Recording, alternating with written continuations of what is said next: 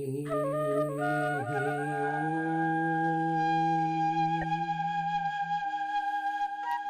नमः शिवाय। हरे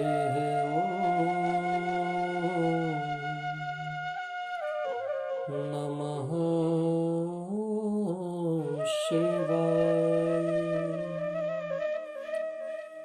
शुभं शुभं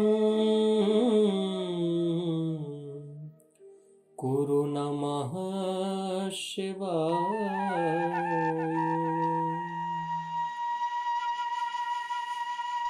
नमस्कार, सादर जय श्री कृष्ण। स्वागत है आप सभी का एक बार पुनः श्रीमद् भागवत कथा में।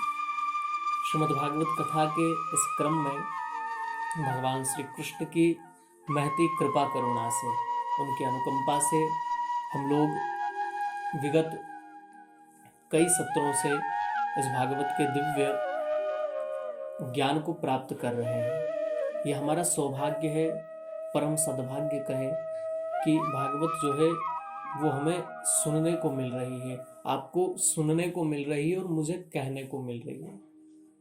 श्रोता का भी ये भाग्य है और वक्ता का भी भाग्य है, क्योंकि ये जो सत्कर्म है, ग्रंथ कथा श्रवण करने का जो सौभाग्य है, कि बिना परमात्मा की कृपा से संभव नहीं है। रामचरितमानस में गोस्वामी तुलसीदास जी कहते हैं, एहि सर आवत अति कठिनाई, राम कृपा बिनु आव न जाही। यहाँ तक पहुँचने में बड़ी कठिनाइयाँ होती है। कथा सुनने तक, भागवत, राम कथा इत्यादि जितनी भगवत चर्चाएं हैं, इनको सुनने तक का सोच सफर है। यहाँ तक कि हमको समझ में आने लगे, इसमें हमारी रुचि बढ़ने लगे, यहाँ तक पहुँचने में भगवान की कृपा चाहिए। यदि कृपा नहीं है भगवान की, परमात्मा की कृपा नहीं है, तो आपको ये अरुचिकर लगेगा, आपको ये अच्छा नहीं लगेगा। आपको लगेगा अरे ये मुझे बोर कर रहा है, ये मुझे अच्छा नहीं लग रहा है, इसमें मेरा मन नहीं लग रहा है, मैं यहाँ नहीं बैठूंगा, मैं कथा नहीं सुनना चाहूँगा। क्यों? क्योंकि भगवान की कृपा नहीं है। एहि सर आवत अति कठिनाई, यहाँ तक पहुँचने में अपने मन की जो स्थिति है उसको कथा सुनने लायक बनाने में बड़ी कठिनाइयाँ होती हैं। हमें अपने मन को बहुत, एक सामान्य भाषा में कहे तो मन को बड़ा मारना पड़ता है, मन मार कर चलना पड़ता है। ये हमारा जो मन है ये हमें विकृतियों की ओर ले जाता है। इसलिए राम कृपा बिनु आव न जाहे, ये तो वही सुन पाता है जिस पर भगवान की कृपा हो, परमात्मा का अनुग्रह हो, जिस पर भगवान अपनी कृपा करना चाहते हैं, वही यहाँ तक पहुँच पाता है। तो हम लोग बड़े सौभाग्यशाली हैं, जो सुन पा रहे हैं वो भी सौभाग्यशाली है, और मैं कह पा रहा हूँ, ये भी परमात्मा ने मुझे अवसर दिया है। और आप सबका स्नेह और प्रेम है कि मैं निरंतर आपके सामने भागवत को बहुत सरलता से रखने का प्रयास कर रहा हूँ, जो गुरु कृपा से मुझे प्राप्त हुआ उसके अनुसार। पिछले सत्र में हम लोग श्रवण कर रहे थे, सम्राट परीक्षित जो है वो मृगया के लिए जब जंगल में गए तो रास्ता भटक गए, और भूख प्यास से जब व्याकुल हुए तो शमीक ऋषि का आश्रम उन्हें दिखाई पड़ा। वहां जाकर के उन्होंने याचना की, ऋषि समाधि में थे, कुछ बोल नहीं पाए। उनको लगा कि ये मेरी आव भगत से, मेरे स्वागत सत्कार से बचना चाहते हैं, इसलिए ये ऐसा आचरण कर रहे हैं। उन्हें भ्रम हो गया, तो उन्होंने एक मरा हुआ सर्प उनके गले में डाल दिया, और वही सब घटना जो पिछले सत्र में मैं आपको श्रवण करा चुका है। शमीक जो है, उनके पुत्र ने श्राप दे दिया श्रृंगी ने, 7 दिन में मरने का। अब परीक्षित जो है अपने घर पहुंचे, उन्हें बड़ा पछतावा हुआ, मुझसे ये क्या भूल हो गई है, अब मेरे पूर्वजों की कीर्ति को मैंने कलंकित कर दिया। कदाचित मेरे पूर्वज इस घटना को देख रहे होंगे तो मुझ पर उन्हें घृणा हो रही होगी कि हमने, हमारा कैसा उत्तराधिकारी हम छोड़कर आ गए, जिसने एक संत का अपमान कर दिया, वो भी समाधि अवस्था में अपमान कर दिया, जिसका कोई कसूर नहीं था, जिसने कोई गलती नहीं की थी, और ऐसा उसने कोई कर्म नहीं किया था कि उसको उस बात की सजा मिले। मैंने उसके साथ अपमान करके बिल्कुल अच्छा नहीं किया, ऐसा पश्चाताप ही हो रहा था।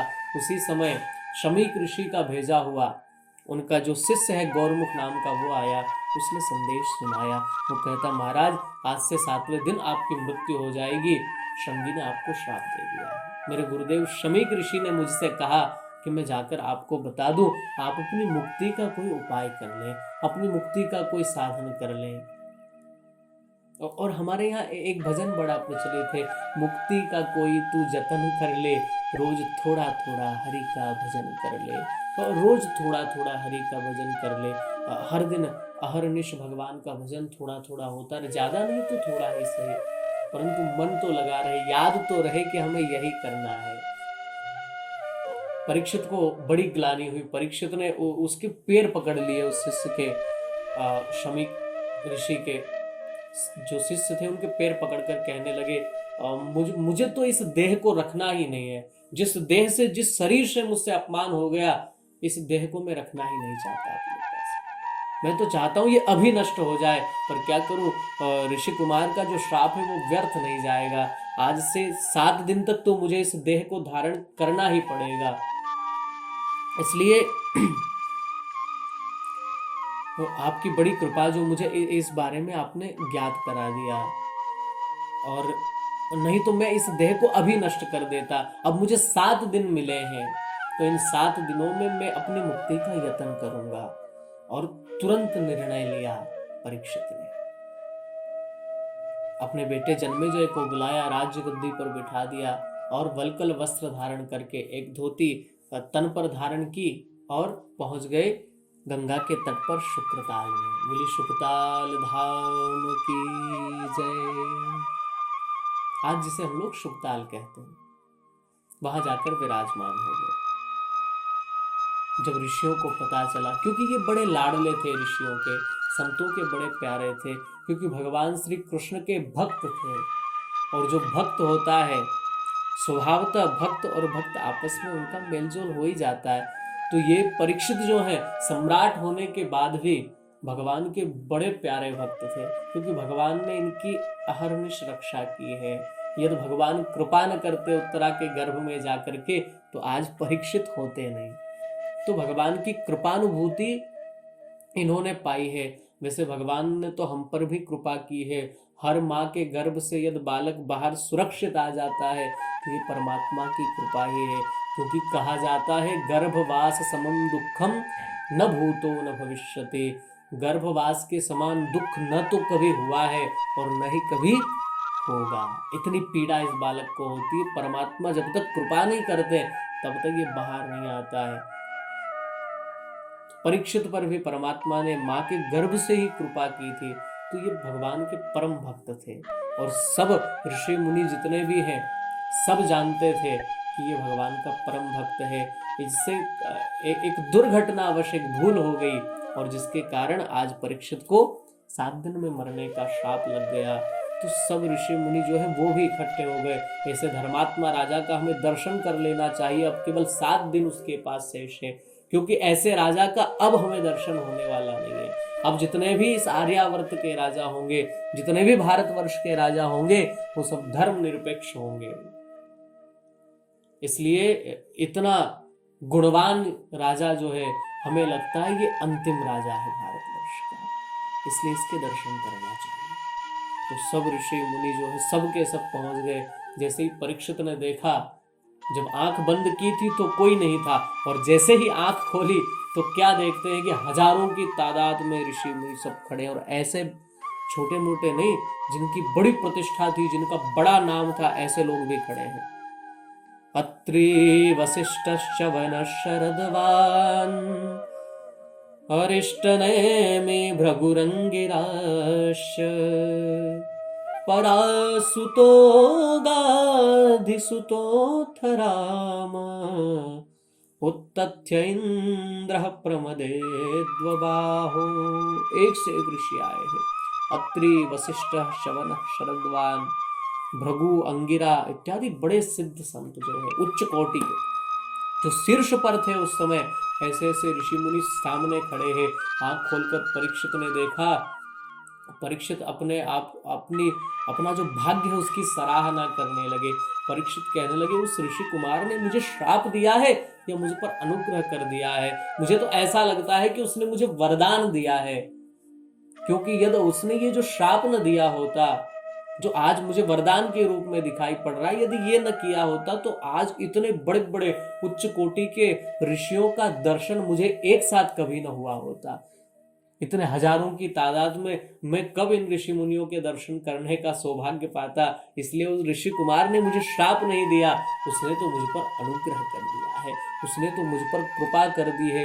इतने ऋषियों का दर्शन एक साथ करना, इतना बड़ा सौभाग्य मुझे फिर कब मिलता है। परीक्षित ने जैसे ही इन सबको देखा, सबसे एक ही प्रार्थना की, महाराज आज से 7वें दिन मेरी मृत्यु हो जाएगी, और 7 दिन में मरने वाले को क्या करना चाहिए? क्योंकि मेरे पूर्वजों ने एक बात मुझसे हमेशा कही है, मैं आपसे संसार की कोई बात नहीं करना चाहता, क्योंकि मैं जानता हूँ संत जो है, जो सच्चे संत होते हैं, उन्हें संसार की बातों में कोई अनुराग नहीं होता, वो तो भगवत तत्व की ही चर्चा करते हैं। इसलिए मैं भी आपका समय नहीं गंवाना चाहता। और मेरे पूर्वजों ने मुझसे कहा है, मेरे पितामहों ने मुझसे एक ही बात कही, बेटा जीवन में संत का क्षण और अन्न का कण कभी बर्बाद मत करना। इसलिए आपका प्रत्येक क्षण जो है वो बहुमूल्य है, और उसे मैं व्यर्थ नहीं जाने देना चाहता। इसलिए कृपा करके आप मुझे ये बताइए कि 7 दिन में मरने वाले व्यक्ति को क्या करना चाहिए। सबसे यही प्रश्न किया, और प्रश्न कर ही रहे थे, उसी समय एक अद्भुत नजारा दिखाई पड़ा। सब ऋषि मुनि खड़े हो गए हैं। परीक्षित समझ नहीं पा रहे ये क्या हो रहा है। परीक्षित ने जब गौर से देखा दूर, तो उन्हें दिखाई पड़ रहा है, तत्राभवद भगवान व्यासपुत्रो यदृच्छया गामटमानोऽनपेक्षः अलक्ष्यलिङ्गो निजलाभतुष्टौ व्रतश्च बालेरवधूतवेशः।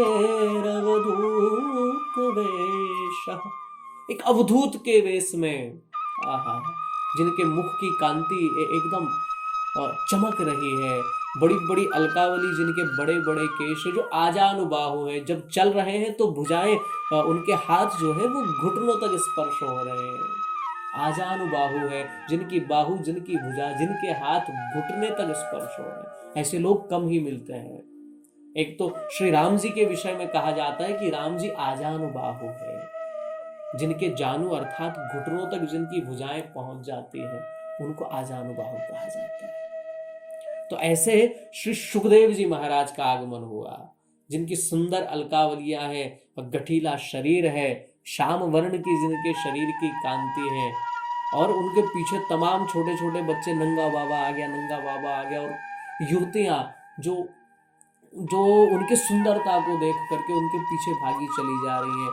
पर जैसे ही वो नजदीक आए, उन्होंने देखा कि बड़े बड़े ऋषि मुनि इसका स्वागत सम्मान कर रहे हैं, तो बच्चे सब वहां से भाग गए, जो स्त्रियां थी वो भी सब वहां से भाग गई, कि ये कोई साधारण नहीं है, यहाँ तो हमारे सम्राट जो परीक्षित वो भी बैठे हुए हैं, इसका मतलब ये कोई साधारण महात्मा नहीं है। इसके सम्मान में सब लोग खड़े हो गए, और जैसे ही आगमन हुआ, दौड़ करके परीक्षित समझ गए, परीक्षित ने दौड़ करके प्रणाम किया जा करके, और आसन दिया, उचित स्थान पर बिठाया। परीक्षित ने मन में विचार किया, ये केवल 16 वर्षीय, जो केवल 16 साल का है, ऐसा संत आया, और जिनकी हजारों वर्ष उम्र है, ऐसे ऐसे महात्मा उठ करके जिसके स्वागत में खड़े हो गए, ये कोई सामान्य नहीं है। परीक्षित ने बिल्कुल समय नहीं गवाया, दौड़ करके पाद्य अर्घ आदि से पूजन किया, चरणों में दंडवत प्रणाम किया, और उचित इस स्थान पर बिठाया, आसन पर बिठाया, और आसन पर बिठाकर एक ही प्रार्थना की, आप मुझे कृपा करके बताएं कि 7 दिन में मरने वाले को क्या करना चाहिए। आज से 7वें दिन मेरी मृत्यु हो जाएगी, मुझे श्राप लगा है। इस तरह का प्रश्न जब किया, तो सुखदेव जी महाराज जो है वो बड़े प्रमोदित हुए, बड़े प्रसन्न हुए। भाई उनकी प्रसन्नता का क्या कारण है, ऐसा क्या है इस प्रश्न में जिसे सुनकर के सुखदेव जी प्रसन्न हो गए। इस विषय पर चर्चा हम लोग अगले सत्र में करेंगे। तब तक आप सभी को सादर जय श्री कृष्ण।